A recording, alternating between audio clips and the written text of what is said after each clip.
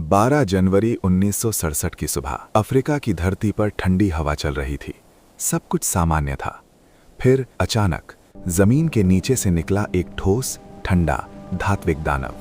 वजन 66 टन। कोई धमाका नहीं हुआ था, कोई गड्ढा नहीं बना था, कोई गवाह नहीं था, लेकिन वो वहां था, शांत, स्थिर और रहस्यमय। आज दुनिया उसे जानती है होबा के नाम से, लेकिन असली सवाल ये नहीं है कि वो क्या है। असली सवाल है वो यहां पहुंचा कैसे। और उससे भी बड़ा सवाल, क्या वो सिर्फ एक पत्थर है या ब्रह्मांड का एक मौन चेतावनी संदेश। उल्कापिंड की नहीं है, ये कहानी है समय, अंतरिक्ष और संभावित वैश्विक खतरे। जब अंतरिक्ष ने फैसला लिया, करीब 4.6 अरब वर्ष पहले हमारा सौर मंडल जन्म ले रहा था। धूल, गैस और पिघले हुए धात्विक तत्व आपस में टकरा रहे थे।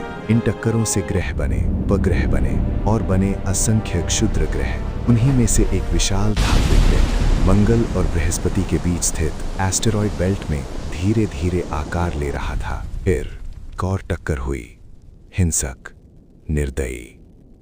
उस टक्कर ने एक भारी धात्विक टुकड़े को अलग कर दिया। वही टुकड़ा लाखों वर्षों तक अंधकार में भटकता रहा और फिर उसकी दिशा बदल गई। गुरुत्वाकर्षण ने उसे खींचा। जब ये 66 टन का आयरन निकेल पिंड पृथ्वी के वायुमंडल में प्रवेश कर रहा था, तापमान हजारों डिग्री तक पहुंच चुका था।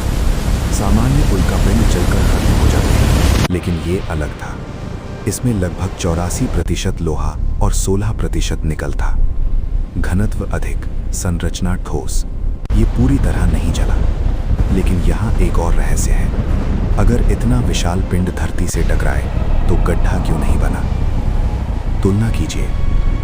अमेरिका के एरिज़ोना में स्थित बैरिंजर क्रेटर लगभग 50,000 साल पहले बना था। वो गड्ढा आज भी 1.2 किलोमीटर चौड़ा है। और मेक्सिको के युकातान प्रायद्वीप में स्थित चिकसुलुक क्रेटर, जिसे वैज्ञानिक डायनासोरों के विलुप्त होने से जोड़ते हैं, उसने पृथ्वी की जैविक दिशा ही बदल दी। लेकिन होबा शांत है, बिना क्रेटर, बिना विनाश। वैज्ञानिकों के अनुसार ये उल्कापिंड अत्यंत कम कोण पर, लगभग क्षैतिज दिशा में, कम गति से पृथ्वी से टकराया।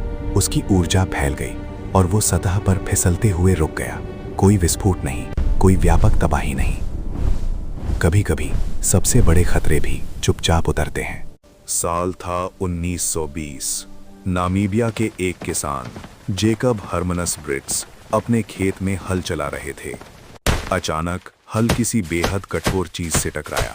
पहले लगा कोई चट्टान होगी, लेकिन जब मिट्टी हटाई गई तो सामने था एक विशाल धातु का ठोस ब्लॉक।